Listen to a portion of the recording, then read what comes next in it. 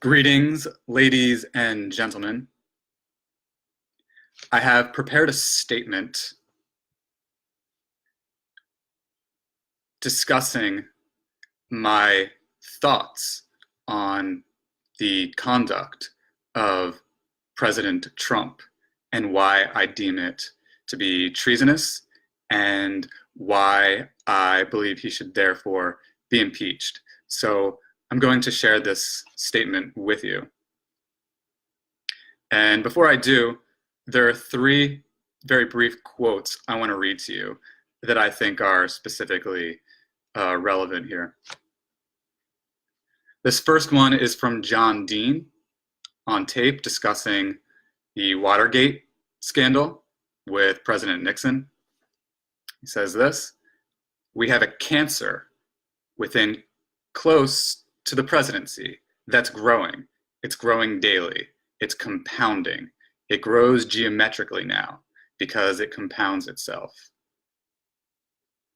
This next quote is from President Trump himself back in 2016. "Russia, if you're listening, I hope you're able to find the 30,000 emails that are missing. I think you will probably be rewarded mightily." And finally, Trump speaking at a rally more recently: "What you're seeing and what you're reading is not what's happening. Please, let's at least pause and reflect, because something is wrong. It upsets me and it nauseates me as real has come to seem surreal when reflecting on the current political conditions in America. Yet alas, I must join with my fellow patriots in calling out our president, Donald Trump, for actively committing treason, not to mention a list of other crimes such as obstruction of justice, abuse of power, violation of the Constitution's Emoluments Clause, as well as violations of the Constitution's First and 14th Amendments. I must also join in the patriotic and just choir of lament over Congress's refusal to protect America from the president's attack on our national security operations, including the solidarity of our alliances, including our democratic process, trust in the operation of our government as a whole, trust in the free press, and his attack on objective reality more fundamentally. To protect us from the president's utter treason, his mysteriously dogmatic policy of doing the bidding of Russian President Vladimir Putin, Congress should remove President Trump from office immediately." As of the moment I put these words here on the record, unfortunately, Congress is yet to act as they ought to. In the meantime, then, we the people will have to be the ones to act, and to do so by inundating Congress with demands to remove the president from office immediately. I concede that my rhetoric could arguably be interpreted as perhaps unacceptably overdramatic. However, I hope you might grant me at least this. When President Trump verbally attacks our closest allies in the European Union, calling them a foe, and yet lavishes Russian President Vladimir Putin with praise, calling his denials of interference in our 2016 presidential election strong and powerful, much more so, apparently, in his estimation, than the unanimous findings of the US intelligence community. Such an attitude does appear quite upside down and contrary to what most of the world expected from a United States president. Note that even a barrage of Fox News commentators expressed disgust with President Trump over this matter. This certainly at least merits pause and reflection. I understand that some critics, of course, disagree with this perspective. Maybe you are one of those critics who remains passionately loyal to Trump. However, I hope at least you are willing to entertain the devil's advocate nonetheless, if only to double check, be triple check your convictions. Other critics reading this may share my basic concerns, yet find my overall interpretation of recent events as presumptuous. Since, for example, Robert Mueller III, his investigation into Trump's possible ties with Russian interference in our 2016 elections has not yet concluded.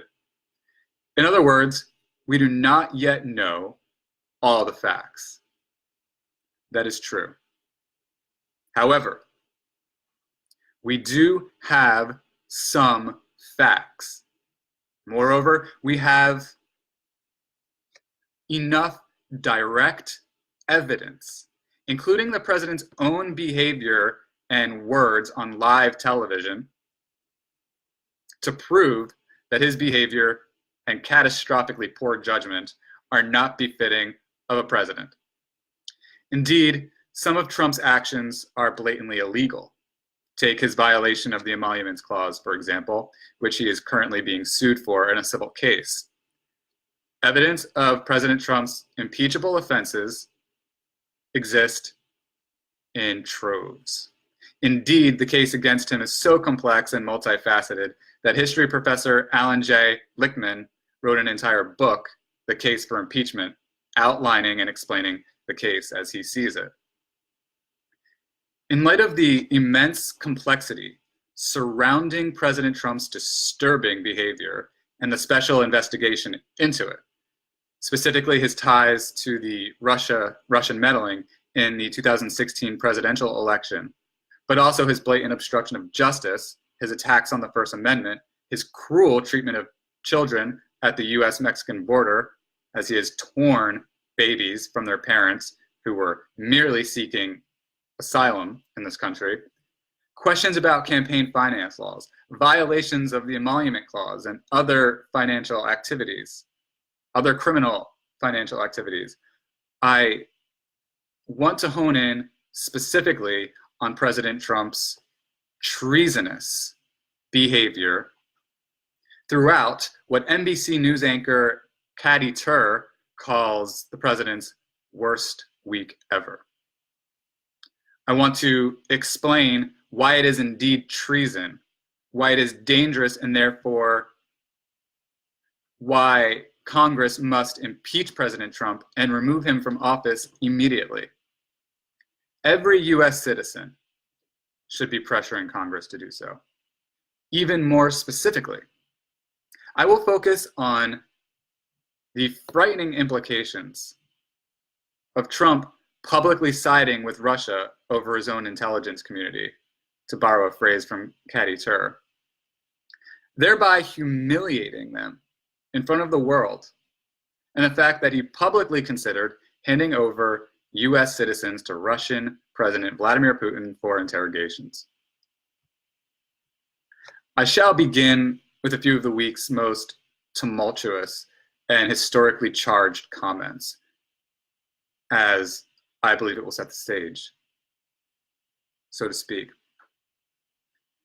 Trump believes Putin, not the entire US intelligence agency.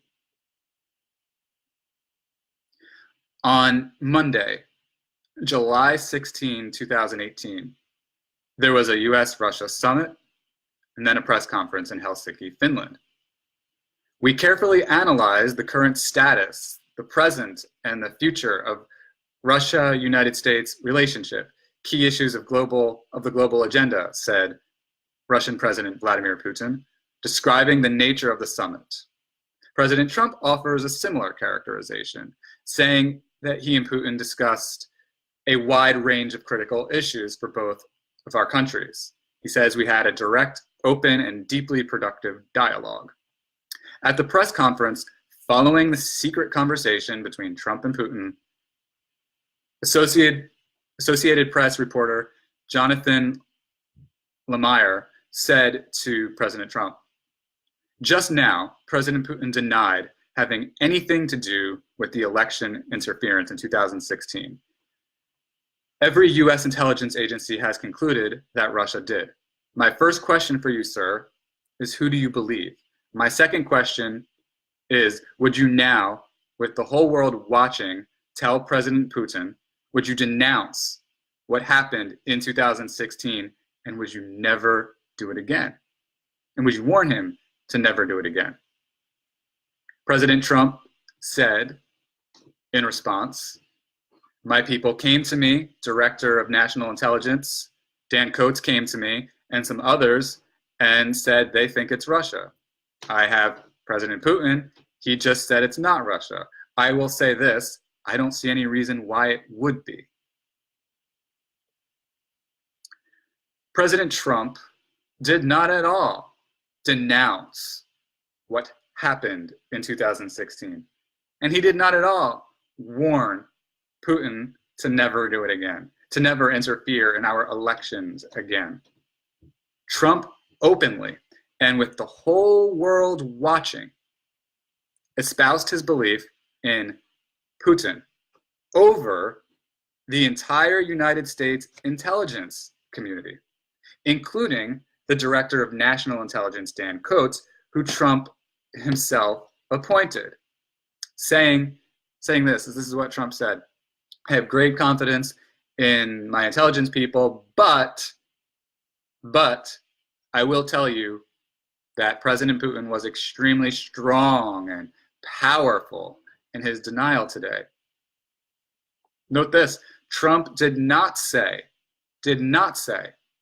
that our intelligence community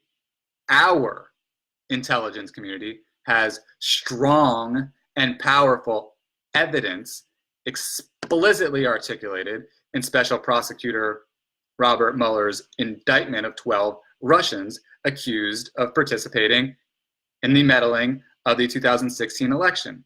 Evidence which clearly Mueller, his staff, and a grand jury all found compelling and convincing enough to proclaim the conduct of those 12 Russians so suspicious that they should face a court of law. Although we can be confident, I think, that Putin will not extradite them. Trump literally, and quite uncritically, so sadly true to his form, deferred to the unsubstantiated claims of a Russian dictator whose nefarious anti-American activities include ordering Russia's military agency to infiltrate the control rooms of power plants across the United States, which could enable it to take control of parts of the grid by remote control. Citing the New York Times there. What happens to sick people, sick hospital patients dependent on power to sustain their lives if Russia shuts down the wrong power plants? That would be one concern among many. Concerns President Trump clearly does not share with rational Americans. Outrage and Orwellian smoke and mirrors. Americans responded in outrage over this open display of pure treason. That day, former Central Intelligence Agency Director John O'Brien tweeted this: President Trump's press conference performance in Helsinki rises to and exceeds the threshold of high crimes and misdemeanors. It was nothing short of treason. Not only were Trump's comments imbecilic, he is wholly in the pocket of Putin. Republican patriots, where are you? Conservative columnist for the Washington Post, George Will, wrote in his July 17 article that collusion with Russia is hiding in plain sight. And he eloquently called President Trump a sad, embarrassing wreck of a man. One of Trump's most ardent supporters, former Speaker of the House, Newt Gingrich, tweeted, "President Trump must clarify his statements in Helsinki on our intelligence system and Putin. It is the most serious mistake of his presidency and must be corrected immediately." Even those highest up in Trump's chain of command found the situation to be something they needed to inject themselves into. NBC reported that Vice President Mike Pence and Secretary of State Michael Pompeo had a private conversation with Trump to urge him to make clarifications on his comments from the news conference in Helsinki. And so he did, one might argue, attempt to make clarifications. Though what he really did was play word games and treat we, the American people, as if we are incapable of seeing through his smoke and mirrors. President Trump said, "I thought I made myself very clear by having just reviewed the transcript of the Helsinki press conference. Now I have to say, I came back and I said, what's going on? What's the big deal? So I got a transcript. I reviewed it. I actually went out and reviewed a clip of an answer that I gave, and I realized there was need for some clarification. It should have been obvious," Trump said. "I thought it would be obvious, but I would like to clarify, just in case it wasn't. In a key sentence in my remarks, I said the word would instead of wouldn't. The sentence should have been, I don't see any reason why I wouldn't, or why it wouldn't be Russia. So just to repeat it," says Trump, "I said the word would instead of wouldn't. And the sentence should have been, and I thought would maybe be a little bit unclear on the transcript or unclear on the actual video. The sentence should have been, I don't see any reason why it wouldn't be Russia." Sort of a double negative. So you can put that in, and I think that probably clarifies things pretty good. So said President Trump. People are not convinced by Trump's claim that he meant wouldn't and not would. As NBC reported, Senate Minority Leader Chuck Schumer accused Trump of trying to squirm away from his comments in Helsinki. President Trump tried to squirm away from what he said yesterday. It's 24 hours too late and in the wrong place, Schumer said. NBC further reports Senator Mark Warner, Democrat of Virginia, the vice chair of the Senate Intelligence Committee, said he wasn't buying it. "I don't accept the president's comments today," Warner said. "If he wanted to make those comments, he should have had the strength to make them in front of Vladimir Putin." On the other hand, Trump supporters like Newt Gingrich thought Trump fixed the problem. He tweeted this: "President Trump did the right thing today in clarifying his comments in Helsinki, reiterating his respect for and support of Director of National Intelligence Dan Coats and the intelligence community. President responded quickly and clearly once he realized he had used wrong language."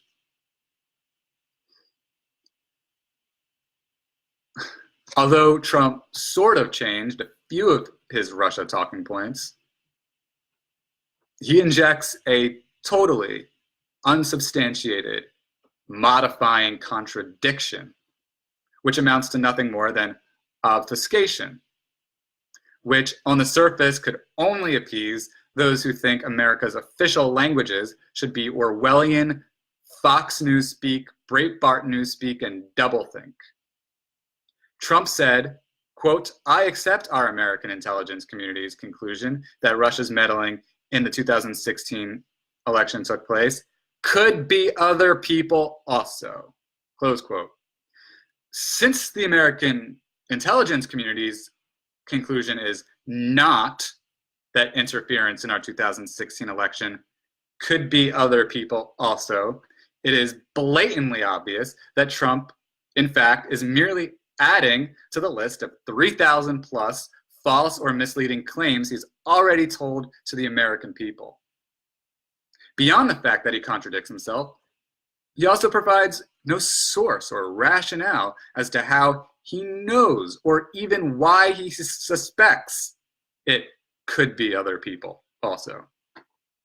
He is merely trying to confuse vulnerable minds and convince them to submit dogmatically to his invented fake reality. What you are seeing, what you're reading, is not what's happening, Trump tells the American people, implying that only what he says is happening, is actually happening.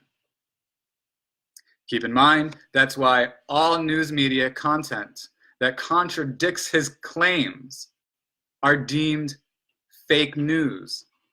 That's why reporters who ask questions about the president, questions which his press secretary, Sarah Huckabee Sanders, deems inappropriate, are banned from the White House.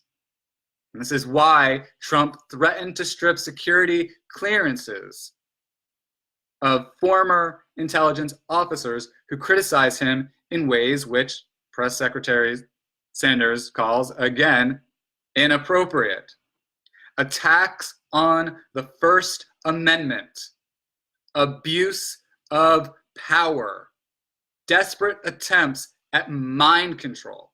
That is what's happening. That's how Senator Jeff Flake, Republican from Arizona, perceives it also, saying, "We witnessed an Orwellian moment, and that President Trump is waging war on objective reality." Senator Flake did not hold back, and he did not stop there.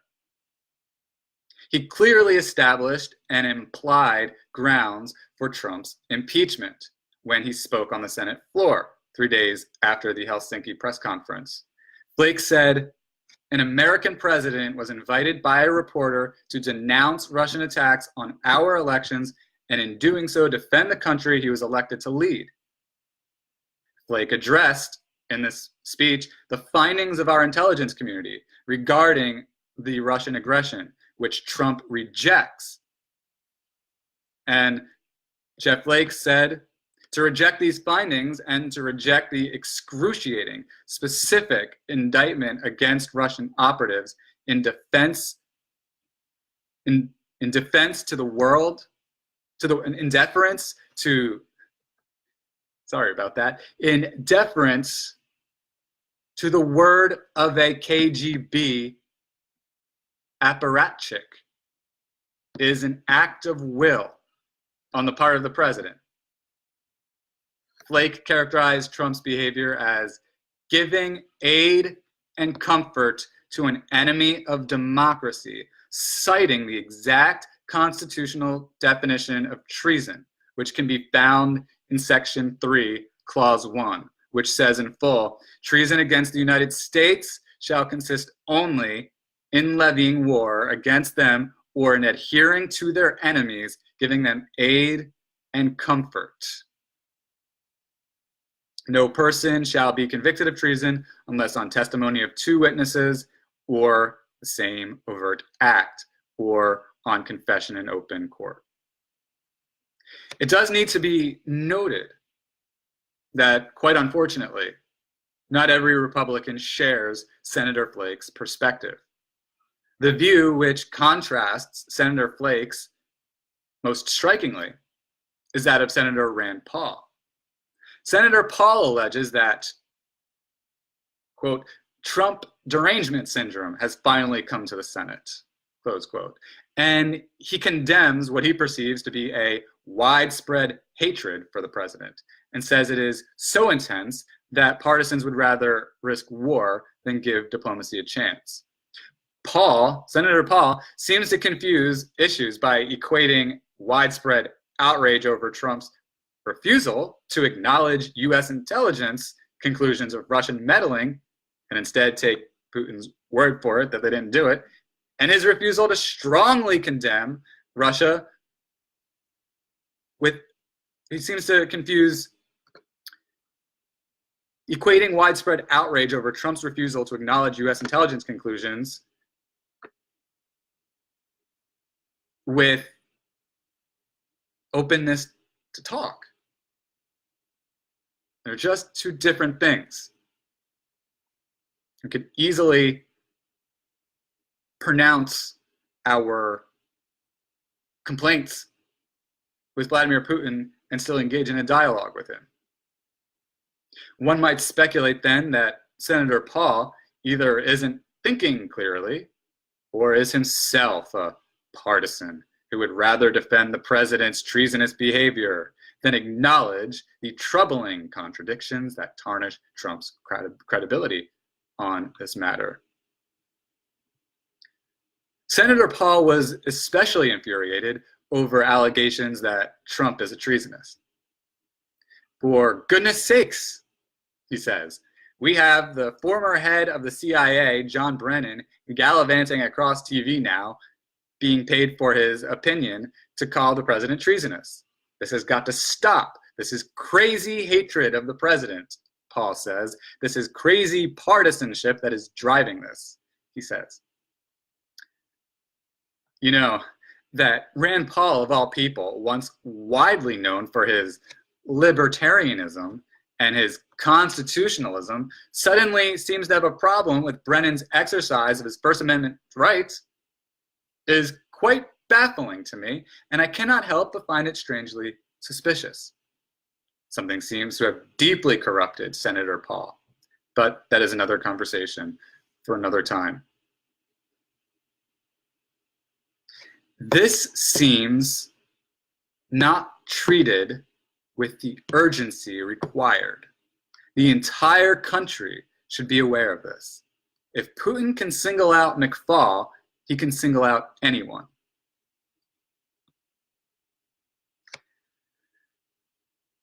As if President Trump's submissive and deferential attitude and actions towards Putin, to cite Senator Bob Corker, Republican from Tennessee, to cite his characterization of Trump at the beginning of a Senate Foreign Relations Committee, which he chairs, a hearing on the U.S. summits with North Korea and Russia, as if this submissive and deferential attitude weren't a great enough shock to the nation, President Trump sent Americans into even more alarm during yet another disaster of a press conference. It was the Wednesday following the Monday Helsinki incident. And I'm going to cite the Washington Post report here. Russian authorities yesterday named several Americans who they want to question, who they claim were involved in Bill Browder's quote-unquote crimes in their terms. And Browder, so you know, is accused of committing crimes in Russia, though they are widely disputed, including former ambassador to Russia, Michael McFaul. The New York Times' Maggie Haberman said. Does President Trump support that idea? Is he open to having U.S. officials questioned by Russia? She asks. And then we get the response from Sarah Huckabee Sanders. The president's going to meet with his team and we'll let you know when we have an announcement on that.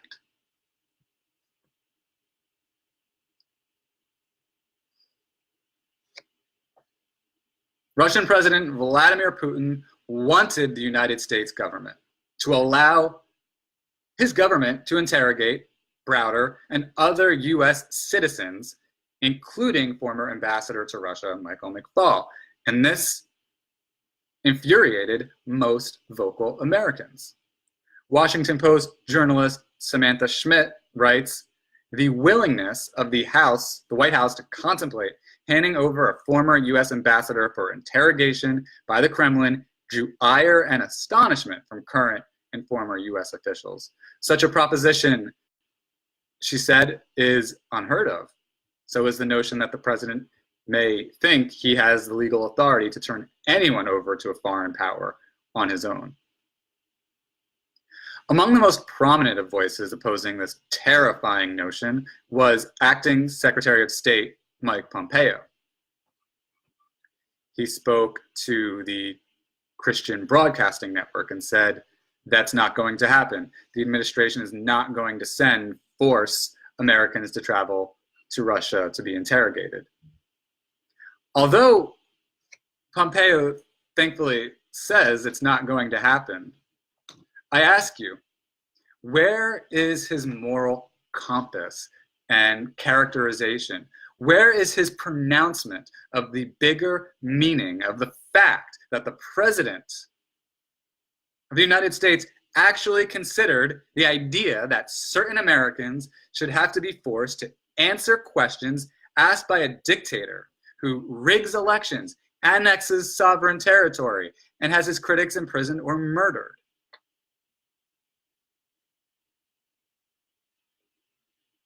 The former Secretary of State, John Kerry, who served under Obama, was able to offer more clarity. He characterized the notion as dangerous. Representative Eric Swalwell of California tweeted this: "Take this to the bank, President Trump. You turn over former US ambassador to Putin, you can count on me and millions others to swiftly make you an ex-president." One of the most sobering and crucial reactions for Americans to heed, if not the most, is seen in a Twitter exchange between a professor at the US Naval War College and the Harvard Extension School, Tom Nichols, and attorney Ben Campo. The exchange is as follows. Ben Campo says, "Am I overreacting when I think that the mere consideration of this request by the White House is an abdication of their duties and a very dangerous precedent by the administration? This seems not treated with the urgency required." Professor Nichols answers this: "No, you are not overreacting. The entire country should be aware of this. If Putin can single out Ambassador McFaul,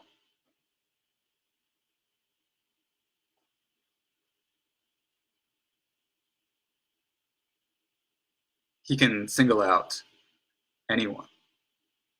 The president's job is to protect us, not to even consider handing any of us over to an enemy government." Open treason. There is currently among us a debate as to whether Trump's actions undermining our intelligence community and considering subjecting American citizens to the harassment of Vladimir Putin indeed qualify as treason. To begin with, what is the definition of treason? Here it should be noted that there is the rhetorical or general definition of treason, not applicable to the law, but used in informal conversation, and there is the legal definition. It should also be noted that in response to Trump's behavior and comments at the Helsinki press conference, treason was the top searched word on the Merriam-Webster dictionary website, as the site tweeted. This suggests it is possible that a massive plethora of Americans thought they may have witnessed treason committed before their very eyes and sought to check whether they might be right. The second, third, and fourth most searched words, by the way, that day were abase, traitor, collusion. This is demonstrating further evidence that at the very least, a compelling number of Americans found Trump's behavior suspicious and concerning. According to the Oxford Dictionary, treason is defined as the crime of betraying one's country, especially by attempting to kill or overthrow the sovereign government, or the action of betraying someone or something.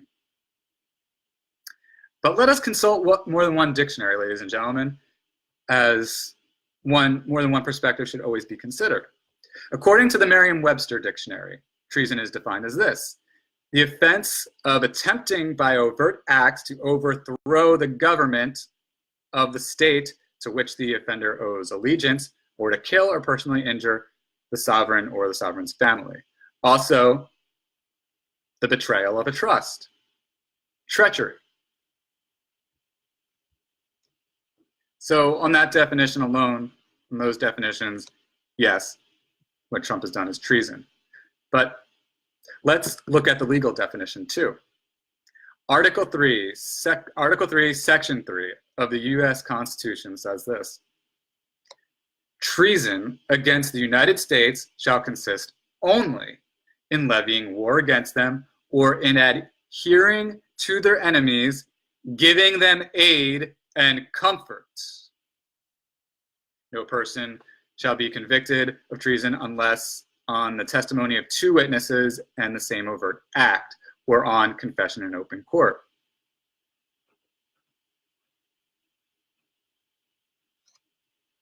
Keep this in mind. Russia and the United States are on opposite sides of various armed confrontations in Syria. That'll be important in a second. PolitiFact, widely known for scrutinizing controversial claims, actually sides with a number of legal experts that cites, claiming in an article that Trump's actions have not met the strict constitutional definition of treason. The popular rationale, which PolitiFact's experts adhere to, is the interpretation that treason requires that the U.S. be in an official state of war, which the experts say we are not. It should be noted that PolitiFact, by the way, did not oppose the notion that Trump is a traitor. Anyway, PolitiFact is arguing based on legal semantics. The author of the PolitiFact article cites legal historian at Fordham Law School, Jed Sugarman, who says we are not at war with Russia under any fair understanding of the word. Jacobson then paraphrases. Sugarman added that even a notion like cyber war with Russia is a metaphor for war rather than an actual deadly conflict, unless that cyber war were to escalate to, say, hacking into nuclear power plants with the intent of exploding them. Here it should be noted, ladies and gentlemen, Russia has and is hacking into our power plants. University of California Davis law professor Carlton Larson is also cited and says, even if one thought the Russian hacking amounted to an act of war, the US has not treated that hacking as an act of war. So until an actual state of war erupts between the United States and Russia, Russia can't formally be an enemy for purposes of treason law. A conservative commentator, Kevin D. Williams, in an article for the Weekly Standard, doesn't even bother to confer with the constitutional legal aspects or even the dictionary definition when asking if the president's actions were treasonous. Instead, he cites the concept as it was treated by ancient Romans. He writes, the law of the Roman Republic defined treason in military terms, which I can't pronounce, Perduelio, I think. Perduelio consisted of making war on the Roman Republic, assisting those making war on the Roman Republic, or handing over a Roman citizen to an enemy at war. During the Republican period, charges of treason were levied almost exclusively at Romans in military service or actions taken in a military context. Williamson should refer back to Robert Mueller's July 13 indictment of 12 Russians interfering in our elections and note that Mueller's Mueller ties election interference to, here's the indictment, a military intelligence agency called the Main Intelligence Directorate of the General Staff. This is clearly and explicitly a military context. Still, clearly it is reasonable. It is a reasonable trend among legal and intellectual minds contemplating Trump's actions to conclude Trump is not guilty of constitutional treason on the grounds that the US and Russia are not in a war in any traditional sense of the term. Yet, I do contend that the nature of warfare and aggression between nations have evolved, as I believe is made clear by the fact that, according to Mueller, again, Russia's attack on our elections was a military operation.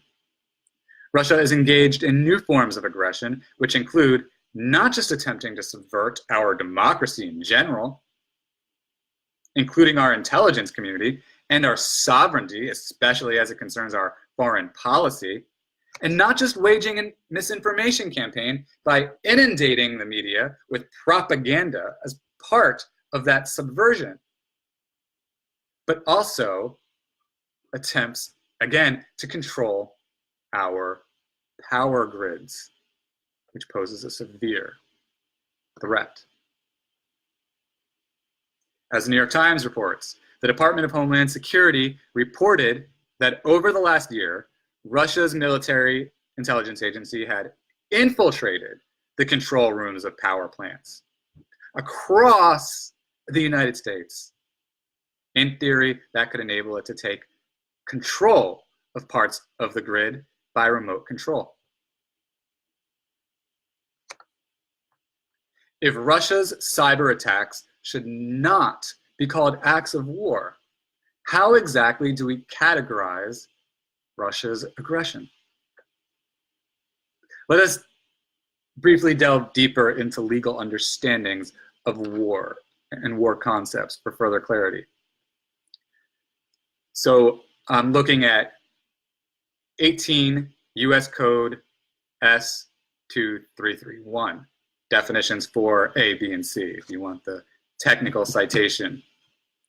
But it says this: the term act of war means any act occurring in the course of declared war, armed conflict, whether or not war has been declared, already debunking one of the arguments we've heard, between two or more actions, or armed conflict between military forces of any origin. If you want a place to look that up, you can go to the Cornell Law School Legal Information Institute. I will, however, make my bibliography available to you in the near future. The question ultimately comes down, I think, to the phrase armed conflict. The 2015 Law of Armed Conflict Desk Book, which is a collection of teaching outlines collected, bound, and distributed as a matter of instructional convenience, intended only to introduce students to the law and point them to primary sources of that law. This document, this desk book, says, quote, "It's a well-settled proposition that in international law, that the law of armed conflict applies to all spheres of conflict, to include land, sea, air, space, and also cyberspace." That's a big, overwhelming text, so if you want to know where to look there, see page 8, footnote 3. That being said, ladies and gentlemen, there exists a point of view that there is no definitive, explicit legal definition for an official cyber attack or state of war fought exclusively in cyberspace. As Federal News Radio reported in an article by Scott Mwacchione, I'm gonna guess. I apologize for butchering that last name. Since cyber became a major domain, what exactly constitutes an attack on the nation and its people remains debatable. Representative Dan Donovan, a Republican from New York, wants to change that, reports this fellow from Federal News Radio. He went before the House Armed Services Committee to request a provision to be added to the 2019 Defense Authorization Bill that provides a legal definition of cyber warfare. He said, Representative Donovan said, cyber war does not fit within the traditional confines of how we conceive warfare. While we have a cyber command that is tasked with protecting US cyberspace, we do not have a legal definition detailing under what circumstances a cyber attack is considered an act of war. That is why I am requesting an amendment that will require the Pentagon to form a working group to propose a legal definition, report back to Congress, and make the findings known to the public. That's what Donovan had said at the hearing, was on April 11th. On the other hand, Business Insider cites Vice Dean and Professor of Law at Cornell Law School, Jens David Olin, who told reporter Grace Panetta this, and reminds us this: even without a formal declaration, there is a case to be made that Russia and the US are indeed at war. One argument would be that Russia has engaged in a covert cyber intervention against US interests, including election meddling, that rises to the level of hostilities. However, an even better argument would be that Russia and the United States are on the opposite sides of various armed confrontations in Syria. This is in reference, of course, to Russia's backing of the Syrian government, while US backs rebel groups there. Again, that's from Business Insider. It is certainly true that an armed conflict, it is certainly true in that sense that an armed conflict does exist between our two nations. Let us also consider that Russia has used actual force, hacking and stealing private information and using it for nefarious purposes, even accessing our energy grids, compelling the president, for reasons not yet discovered, to interrupt the coordination and functioning of our government by striving to delegitimize and stifle the effectiveness of our democratic process, our intelligence community, even our alliances, and to crush dissent in the media by striving to delegitimize all voices in the media critical of Trump and his relationship with Putin. And that this force has damaged our government as an institution and threatened our national security. Interesting point of information: half, or 49%, of Americans agree with formal intelligence officials' assessments that Trump acted treasonous during the Helsinki summit. Trump's open, public, and dogmatic deference to Putin, again, with whom we are in armed conflict with, who we are also engaged in cyber warfare with. Trump's open deference to Putin, and not the findings and the credibility of US institutions, is by all means treason, a pronouncement that many Americans persist in making. Recall again the tweet from former CIA director John Brennan. Nothing short of treason, he said. Recall again as well Senator Jeff Flake, who described Trump's behavior as giving aid and comfort to an enemy of democracy.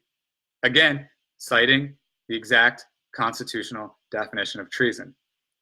In a Seattle, in a Seattle Times article, University of Washington law professor Hugh Spitzer writes, could Trump's actions provide a legal basis for impeachment under Article 2, Section 4 of the Constitution, which provides for removing the president and other officials on impeachment for and conviction of treason, bribery, or other high crimes and misdemeanors? The answer is yes, he says. Spitzer says the answer is yes because, in his interpretation of events, Trump is adhering to the enemy and giving them aid and comfort. New York Times columnist Thomas L. Friedman writes, there is overwhelming evidence that our president, for the first time in our history, is deliberately, or through gross negligence, or because of his own twisted personality, engaged in treasonous behavior that violates his oath of office to preserve, protect, and defend the Constitution of the United States. Friedman's rationale? Trump, he says, threw his entire intelligence agency under a bus and blamed the United States for our poor relationship with Russia. And forget the audacity of this for a second. Trump doesn't even bother to suggest why he thinks this, other than to say that the US and Russia should have had this dialogue a long time ago, which they did. If you will remember, both President Trump and Obama have engaged in dialogues with Putin. Friedman's colleague at the New York Times, Charles M. Blow, says this: Trump should be directing all resources at his disposal to punish Russia for attacks and prevent future ones. But he is not. America is under attack, and its president absolutely refuses to defend it. Simply put, says Blow, Trump is a traitor and may well be treasonous. Maybe you remember, ladies and gentlemen, the front page of the New York Daily News for Tuesday, July 2017, which in big letters reads, "Open treason. Trump backs enemy, Putin, over US intel." An astonishing trend is blatantly apparent. A number of law professors, lawmakers, and pundits in the media allege that Trump committed treason. And by no means whatsoever do they reflect some fringe group, such as the Green Party or the Libertarian Party, etc. Nor do they reflect mere Democratic partisan anger at Trump. According to an Ipsos poll conducted after the Helsinki incident, half, or 49% of Americans agree with former intelligence officials' assessments that President Trump acted treasonous during the Helsinki summit.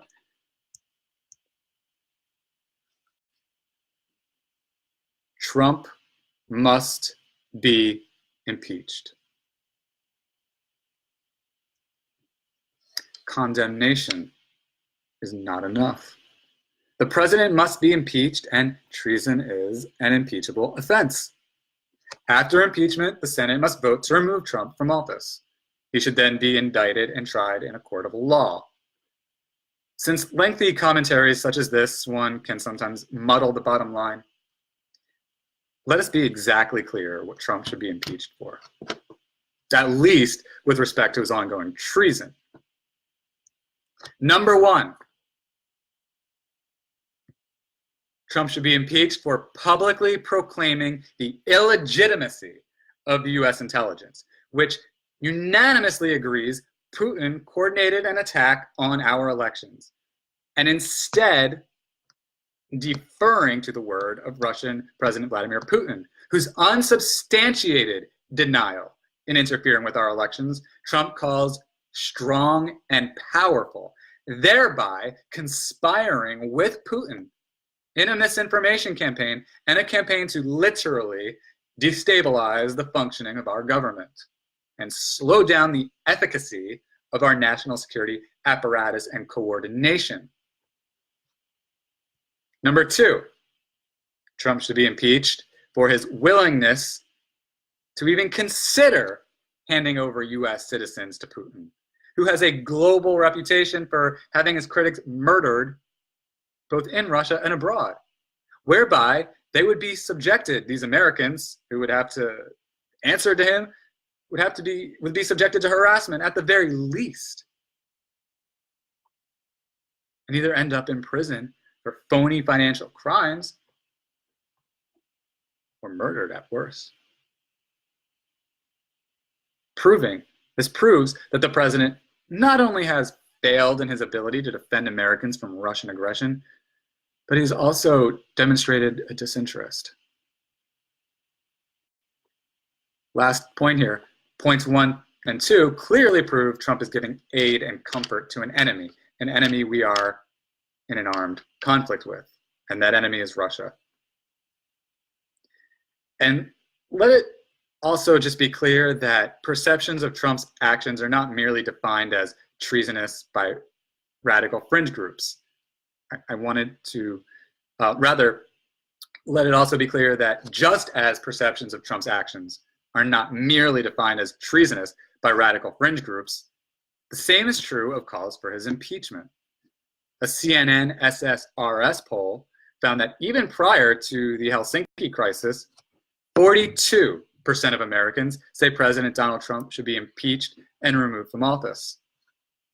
While no polls have been released since the event, given the fact that perception of Trump has sunk to lower estimations post-Helsinki, it is not at all unreasonable to speculate that public support for impeachment will grow. Most certainly, as I have outlined, by conferring in this commentary with legal experts, lawmakers, pundits in the media, and the view of nearly half the American population, public support for Trump's impeachment and removal must grow, or else Putin will have succeeded in indeed hijacking the US presidency and controlling key elements of its foreign policy. He will have succeeded, ladies and gentlemen, in subverting United States sovereignty, which we must never allow, as this nation was founded on the principle that no dictator may take our sovereignty from us. Thank you. I will release the transcript of this, and I will make available to you a bibliography as soon as I can. Thank you so much for taking the time to listen to my 2 cents on the matter of Trump's treasonous behavior and what should be done about it. I hope that I have convinced you, and I hope that you will have conversations about this stuff with your friends, your family, your coworkers, etc., and that indeed we the people will compel our Congress to impeach the president and remove him from office. Thank you so much. Have a fantastic day.